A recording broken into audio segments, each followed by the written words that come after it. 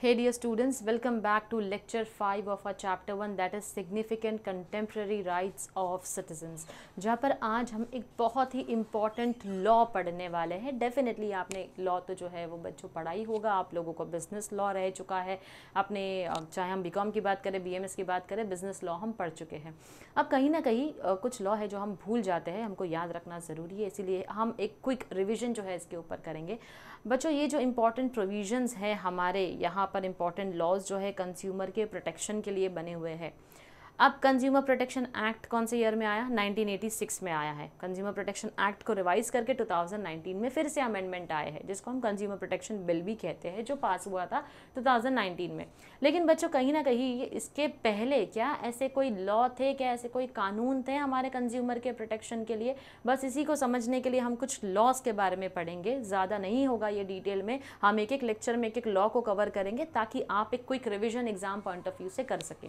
Okay, अब ये जो कंज्यूमर प्रोटेक्शन एक्ट 1986 के पहले जैसे हम बात करते कुछ लॉज बने थे, तो 1872 में हमारा इंडियन कॉन्ट्रैक्ट एक्ट था। सेल ऑफ गुड्स एक्ट 1930 में था। फिर हमारा एसेंशियल कमोडिटीज़ एक्ट था। Prevention of food and adulteration act रह चुका है। तो ये सारे एक्ट, ये सारे लॉ जो है वो हमारे एग्जिस्ट करते थे, लेकिन स्पेसिफिकली ये कंज्यूमर्स को कवरेज नहीं करते थे, ये सारे सिटीजन्स को कवर करते थे। तो इसी के बारे में समझने के लिए हम डिटेल में एक एक लॉ को पढ़ेंगे। पहले तो हम इस इंडियन कॉन्ट्रैक्ट एक्ट के बारे में पढ़ते हैं, जो कि 1872 में आया। अब 1872 में ये एक्ट को इन्फोर्स यानी कि इम्प्लीमेंट किया गया, इन एक्शन लाया गया। This act was passed by British India and is based on the principles of English common law। तो जो इंग्लिश कॉमन लॉ था उस दौरान जो चला करता था, तो ब्रिटिश इंडिया ने क्या किया, जब ब्रिटिशर्स थे तो उन्होंने इस एक्ट को हमारी कंट्री में क्या किया, पास किया। तो कहीं ना कहीं कुछ अच्छा काम हमारे लिए करके गए हैं। It extends to whole of India except Jammu and Kashmir. तो अब अगेन क्योंकि उस वक्त हमारा 370 जो है वो एप्लीकेबल था यहाँ पर, तो क्या होता था, यहाँ पर पूरे इंडिया में ये एक्ट जो है वो लागू होता है, लेकिन जम्मू एंड कश्मीर को एक्सेप्शंस मिला था। Now it is commonly called as law of contract. अगर आप इंडियन कॉन्ट्रैक्ट एक्ट बोले या फिर आप इसको लॉ ऑफ कॉन्ट्रैक्ट बोले, it is one and the same. Then Indian Contract Act deals with the enforcement of these rights and duties upon the parties in India। अब Indian contract act ने इस law को जब लागू किया, enforcement is लागू किया, यानी कि अपने लोगों को बोला तुमको ये फॉलो करना है। देखो कानून ऐसी चीज़ है तुमको फॉलो करनी होती है, तुम नहीं बोल सकते मैं अपने हिसाब से फॉलो करूंगा या सोच समझ के, मेरा मूड होगा तो फॉलो करूंगा या नहीं करूंगा। अगर ऐसा करते हो तो उसके लिए पेनल्टी भी पे करनी पड़ती है।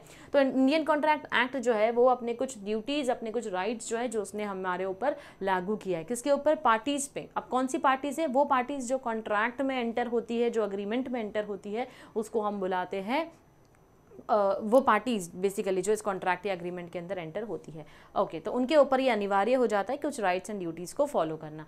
तो ये हमने देखा इंडियन कॉन्ट्रैक्ट एक्ट, जिसको लॉ ऑफ कॉन्ट्रैक्ट भी बोला जाता है, 1872 में आया था। इंग्लिश कॉमन लॉ के हिसाब से ब्रिटिश इंडिया ने इसको क्या किया था, पास किया था। एंटायर इंडिया में एप्लीकेबल है except the state of Jammu and Kashmir. Okay, अब सबसे पहले हम पढ़ेंगे सेक्शन 2H। 2H क्या करता है, डिफाइन करता है कॉन्ट्रैक्ट को। Agreement enforceable by law is contract. Agreement enforceable by law is contract. अब इसको मैंने थोड़ा डायग्राम के फॉर्म में बनाया है, हम इसको समझते हैं। कॉन्ट्रैक्ट क्या होता है? कॉन्ट्रैक्ट जो है वो होता क्या है? अग्रीमेंट प्लस लॉ दोनों को मिलाकर क्या बनता है, कॉन्ट्रैक्ट बनता है। अग्रीमेंट क्या होता है? जहां पर ऑफर होता है और उसका एक्सेप्टेंस होता है। जहां पर ऑफर होता है और उसका एक्सेप्टेंस होता है, उसको हम क्या बुलाते हैं, अग्रीमेंट। उसको हम बुलाते हैं अग्रीमेंट। जैसे सेक्शन 2E डिफाइन करता है agreement as every promise and every set of promises forming the consideration of each other. Agreement is equal to promise. For example, हर एक प्रॉमिस जो किया गया है और उसके बदले में समथिंग इन रिटर्न कुछ देने वाले हैं, वो हो जाता है अग्रीमेंट। वो हो जाता है agreement. Thus all contracts are agreement but all agreement may not be contract। अब ये all agreement जो है ये contract जो है नहीं होते हैं, लेकिन सारे के सारे contracts agreement होते हैं। क्यों ऐसा, समझते हैं। अग्रीमेंट का मतलब क्या होता है, ऑफर होना चाहिए और एक्सेप्टेंस होना चाहिए। समझ लीजिए मैंने किसी को ऑफर दिया या आपने किसी को ऑफर दिया, आपका दिल टूट गया, आपके एक्स ने आपको बड़ा परेशान किया, चीटिंग किया, तो आपने बोला कि मैं तुझे देता हूँ 10,000, 15,000, 20,000 या 10 लाख, 20 लाख। ऑफकोर्स ये एक इमेजिनरी एग्जाम्पल दे रही हूँ मैं, इतना हमारे पास है भी नहीं। तो आपने बोल दिया मैं तुझे 20 लाख देता हूँ, जाके मेरे एक्स को ठोक दे, उसको उड़ा दे, उसको मार दे। अब आपने ये कॉन्ट्रैक्ट, जो ये अग्रीमेंट किसी के साथ साइन किया, सामने वाले इंसान ने क्या बोला, ठीक है तू मुझे पैसे दे दे, काम हो जाएगा। लेकिन क्या यहाँ पर कानून इन्वॉल्व है? नहीं है। देखो, ऑफर भी है, एक्सेप्टेंस भी है। आप किसी को पैसे दे रहे हो गलत काम करने के लिए, और सामने वाला पैसे ले भी रहा है गलत काम करने के लिए। अग्रीमेंट हुआ यहाँ पर, लेकिन यहाँ पर कॉन्ट्रैक्ट नहीं हुआ, क्योंकि यहाँ पर लॉ मिसिंग हो जाता है। यहाँ पर कानून नहीं आता। क्या कानून बोलता है किसी की जान लेना सही है? नहीं है। तो अगर वो इंसान आपसे पैसे लेकर भाग भी जाए और आपका काम नहीं भी करे, तो आप उसके अगेंस्ट केस नहीं कर सकते। क्यों? क्योंकि आप गलत हो, आप यहाँ इलीगल काम करने जा रहे हो, और उसके अगेंस्ट आप केस करने जाओगे तो वो आपको कुछ भी पैसे नहीं मिलने वाला है। इसीलिए बोला जाता है ऑल कॉन्ट्रैक्ट्स आर अग्रीमेंट। क्यों? क्योंकि अग्रीमेंट भी है, लॉ भी है, दोनों है इसके अंदर। तो दोनों रहेगा तो सारे के सारे कॉन्ट्रैक्ट अग्रीमेंट हो सकते हैं, लेकिन सारे अग्रीमेंट कॉन्ट्रैक्ट नहीं हो सकते। अगर आपने वहाँ पर कानून नहीं रखा है तो वो आपका कॉन्ट्रैक्ट होगा ही नहीं। एग्रीमेंट का मतलब होता है प्रॉमिस, वो प्रॉमिस जिसके बदले आप कुछ दे रहे हैं। इसीलिए अग्रीमेंट एनफोर्सिएबल बाय लॉ इस कॉन्ट्रैक्ट है। अब समझ में आया? Agreement enforceable by law, agreement लागू होता है जब उसके अंदर कानून भी हो तो वो कॉन्ट्रैक्ट बनता है, अदरवाइज वो कॉन्ट्रैक्ट नहीं बनेगा। This was just an example. Please अपनी लाइफ में इसको इम्प्लीमेंट बिल्कुल भी नहीं करना, माफ़ कर देना, छोड़ देना, भूल जाना, मूव ऑन कर लेना, आगे बढ़ जाना। लेकिन ऐसे एग्जाम्पल के साथ आगे मत बढ़ना, क्योंकि हमको सिर्फ इसको समझना था, इसीलिए मैंने आपको थोड़ा सा एक मिलता जुलता रेलेवेंट एग्जाम्पल दे दिया है। ओके, अब हम बढ़ते हैं अपने इस इम्पॉर्टेंट लॉ के फीचर्स की तरफ। Okay, now essentials of a valid contract. एक कॉन्ट्रैक्ट वैलिड जो है कब माना जाएगा, यानी कि ये एग्जिस्ट करता है, इसकी वैलिडिटी है, ये कैसे माना जाएगा, उसके लिए रिक्वायरमेंट क्या है। According to section 10 of ICA, Indian contract act 1872 के तहत उसका सेक्शन 10 हमको बोलता है all agreements are contracts if they are made by the free consent of the parties. If they are made by the free consent, हर एक agreement contract हो सकता है, लेकिन ये तभी होगा जब दो पार्टीज या दो से ज़्यादा पार्टीज जो उसके अंदर इन्वॉल्व है उनका फ्री कंसेंट होगा, विलिंगली, विदाउट किसी के फोर्स, विदाउट किसी के डर से वो उस कॉन्ट्रैक्ट में एंटर होना चाहते हैं, वो उस अग्रीमेंट में एंटर होना चाहते हैं, तो ही हम कह सकते हैं कि वो अग्रीमेंट कॉन्ट्रैक्ट हो सकता है। तो वहाँ पर फ्री कंसेंट होना ज़रूरी है, विलिंगनेस होना ज़रूरी है, अपनी इच्छा से आप उस एग्रीमेंट में एंटर होते हो, कोई फोर्स नहीं करता है। तो कंपीटेंट टू कॉन्ट्रैक्ट, वो पार्टीज कॉन्ट्रैक्ट के लिए एलिजिबल होनी चाहिए, कंपीटेंट होनी चाहिए। अब ये कंपीटेंट क्या होता है, ये आगे इसके एक एसेंशियल में मैं आपको बताऊंगी, बड़ा ही इंटरेस्टिंग है। For a lawful consideration with a lawful object, for a lawful consideration यानी जो समथिंग इन रिटर्न आप देते हो वो लॉफुल होना चाहिए, कानूनी तौर पर आप सही दे रहे हो जो भी बदले में दे रहे हो। फॉर अ लॉफुल ऑब्जेक्ट, जिसके वजह से ये कॉन्ट्रैक्ट बनता है, ये अग्रीमेंट होता है, जो उसका बेस है वो क्या होना चाहिए, वो भी कानूनी तौर पर लॉफुल होना चाहिए। And not hereby expressly to be void, और किसी भी तरीके से वो वॉइड नहीं होना चाहिए। यानी कानून ने जिस चीज़ के लिए मना किया, अगर आप ऐसे कॉन्ट्रैक्ट्स में, एग्रीमेंट्स में एंटर होते हो, अल्टीमेटली वो क्या हो जाता है, नल एंड वॉइड हो जाता है, खारिज हो जाता है। Now, some of the essential elements of a valid contract are, अब अपने कॉन्ट्रैक्ट को वैलिड हम कब बोलेंगे, जब उसके कुछ फीचर्स है, कुछ एसेंशियलिटीज़ है, कुछ रिक्वायरमेंट्स है, अगर वो फुलफिल हो जाते हैं तो हमारा कॉन्ट्रैक्ट क्या है, वैलिड है।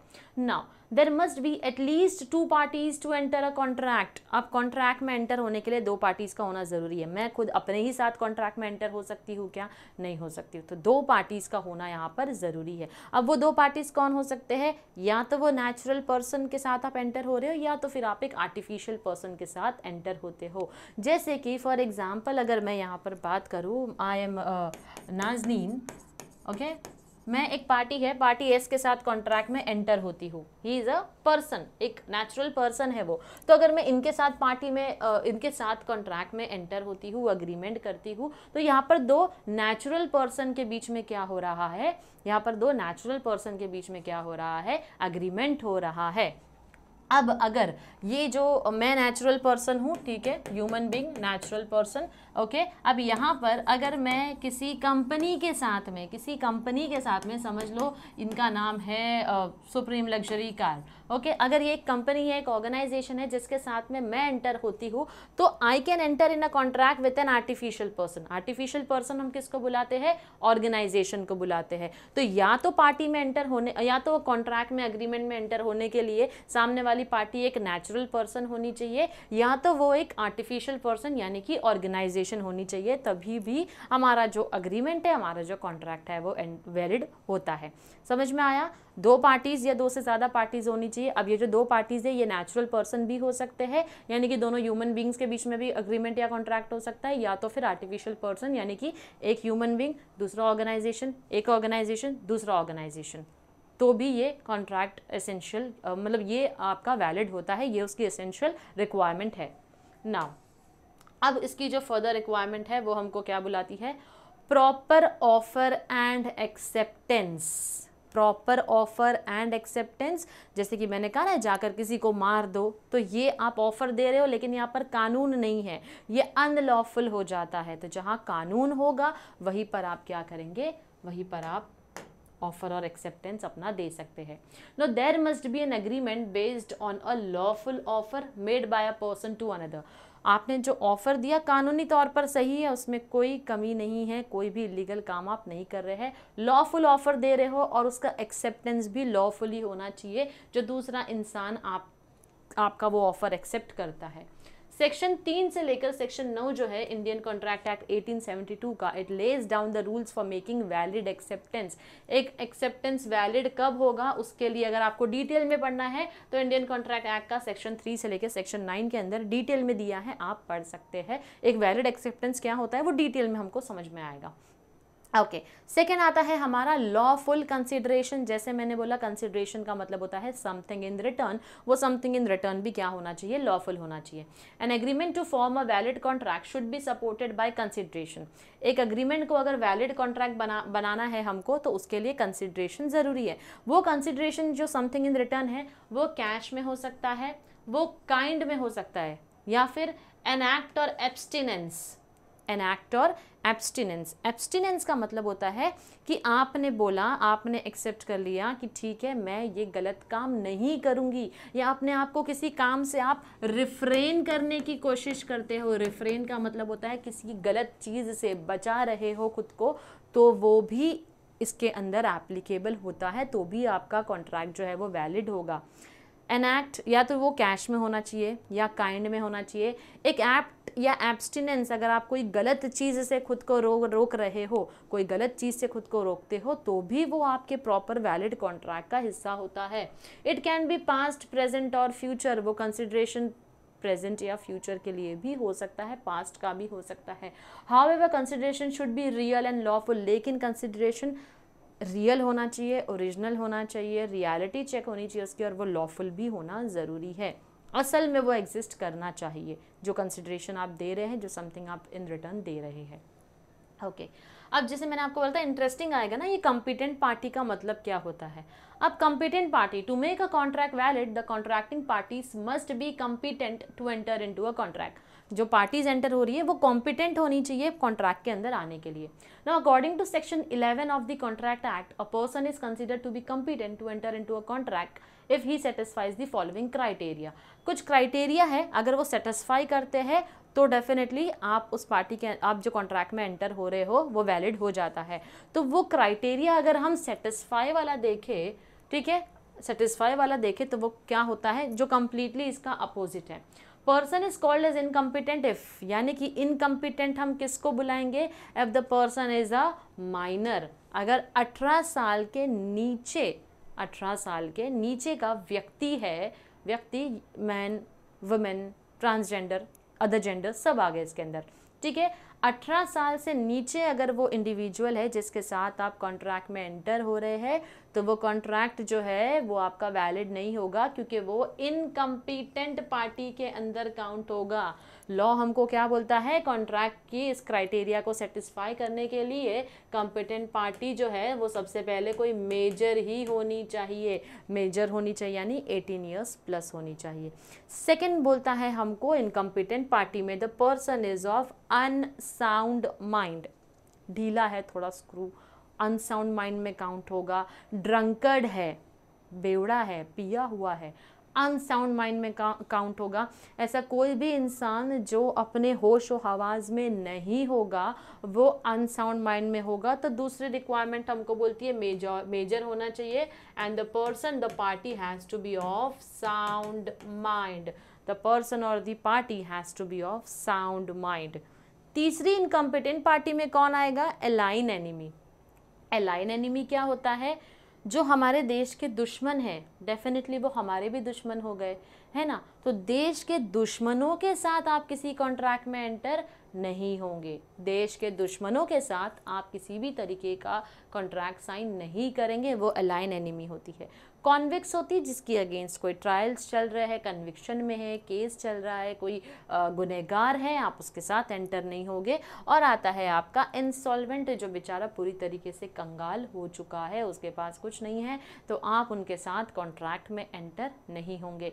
ये हमारी कॉम्पिटेंट पार्टीज जो कॉन्ट्रैक्ट है ना, कॉम्पिटेंट कॉन्ट्रैक्ट या कॉन्ट्रैक्ट की वैलिड एसेंशियलिटीज़ होती है, वो समझना बहुत ज़रूरी है। अगर इनमें से कोई भी पार्टीज़ के साथ आप कॉन्ट्रैक्ट में एंटर होते हो तो आपके कॉन्ट्रैक्ट को वैलिड माना ही नहीं जाएगा, क्योंकि आपने इनकम्पिटेंट पार्टीज़ के साथ कॉन्ट्रैक्ट में एंटर किया है, जो हमारे कानूनी तौर के हिसाब से गलत है।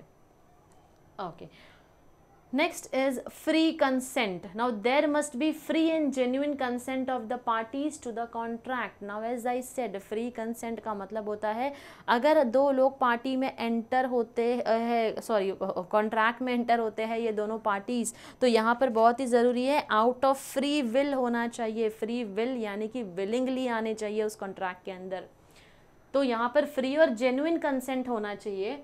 It should not be obtained by miss representation. Miss representation, आपने दिखाया कुछ, बोला कुछ, मिसलीड किया और उनको कुछ और ही ऑफर कर रहे हो। फ्रॉड, आपने धोखा किया है उनके साथ। कोअर्जन, आप उनको फोर्स कर रहे हो। अनड्यू इन्फ्लुएंस कर रहे हो, आप उन्हें बहकाने की, बहलाने फुसलाने की कोशिश कर रहे हो। या फिर गलती से भी अगर किसी कॉन्ट्रैक्ट में एंटर हो रहा है, वो मिस्टेक दोनों भी पार्टीज़ की हो सकती है।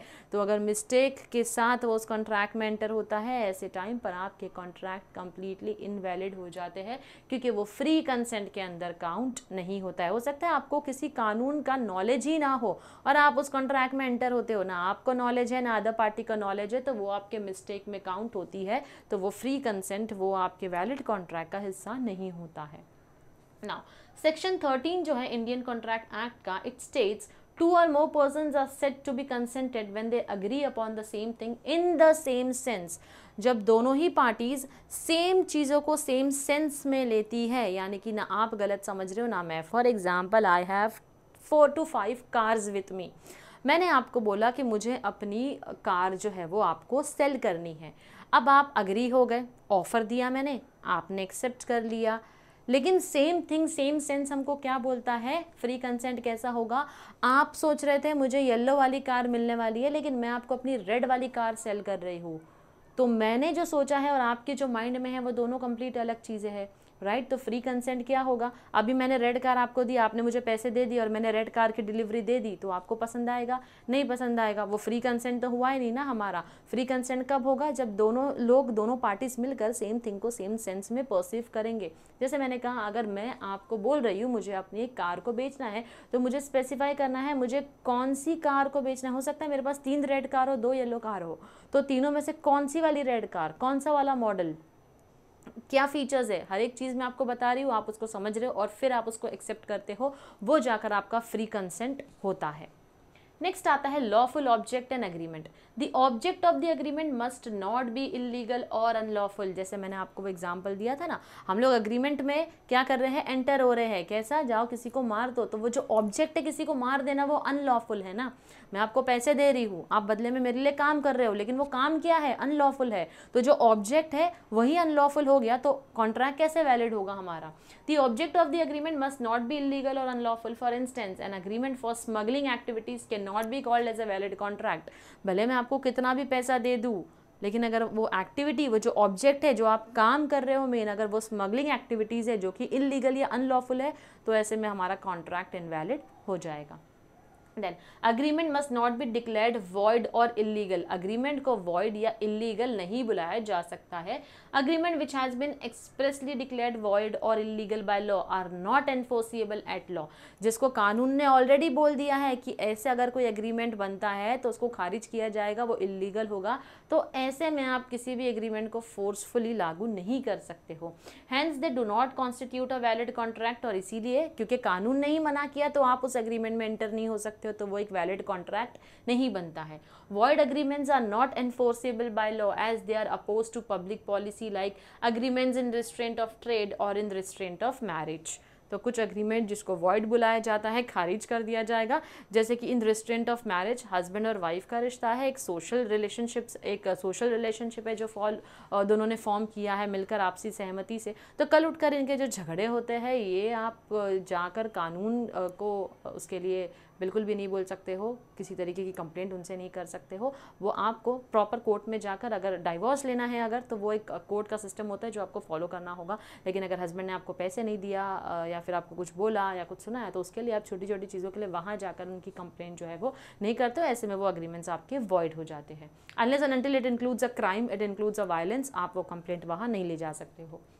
Then intention to create legal relationships. Now when the two parties enter into an agreement, there must be intention to create a legal relationship between them. तो जहाँ पर हम पार्टीज जो एंटर होती है एक कॉन्ट्रैक्ट में, तो वहाँ पर दोनों को ही एक लीगल रिलेशनशिप फॉर्म करना होता है। If there is no such intention on the part of the parties, there is no contract between them. अगर दोनों के ही बीच में किसी तरीके का इंटेंशन ही नहीं है दोनों पार्टीज के बीच में लीगल रिलेशनशिप फॉर्म करने का, तो वो किसी तरीके का कॉन्ट्रैक्ट नहीं बनता है। अग्रीमेंट्स ऑफ अ सोशल और domestic nature do not contemplate legal relationships as such, they are not contracts. तो अगर कोई सोशल या डोमेस्टिक नेचर वाले हमारे रिलेशनशिप्स है, वो लीगल रिलेशनशिप्स में फॉर्म नहीं होते, क्योंकि वो कॉन्ट्रैक्ट का हिस्सा आपका नहीं होता है। Next is agreements to be in writing and registered. The contract must be in writing and registered if so required by the law. तो कॉन्ट्रैक्ट जो है वो हमेशा राइटिंग में होना चाहिए और रजिस्टर्ड भी होना चाहिए। For example, gift of a property must be registered under the transfer of property act 1882 and the memorandum and articles of association of a company must be registered with registrar of companies under companies act 2013।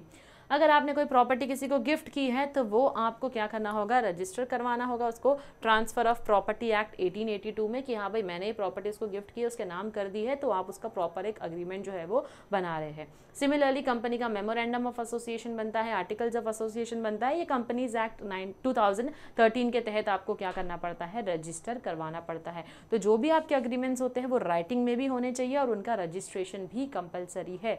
Act के अंदर, law के अंदर आप उसको register करवाएंगे, ताकि कल उठ के कोई भी प्रॉब्लम होती है तो आप लीगली एक एक्शन उन चीज़ों के ऊपर ले सकते हैं। तो ये हमने आज के लेक्चर में समझा कि क्या होता है हमारा इंडियन कॉन्ट्रैक्ट एक्ट, जो कि 1872 में फॉर्म किया गया था, जिसके हमने बहुत ही स्पेशल फीचर्स और एसेंशियलिटीज़ देखी। अगर वो एसेंशियलिटीज़ फुलफिल होती है तो ही हमारा कॉन्ट्रैक्ट वैलिड होता है, otherwise it becomes N invalid contract. मिलती हूँ आपसे अपने नेक्स्ट लेक्चर में एक नए लॉ के साथ। Till then stay tuned to our channel. Thank you very much.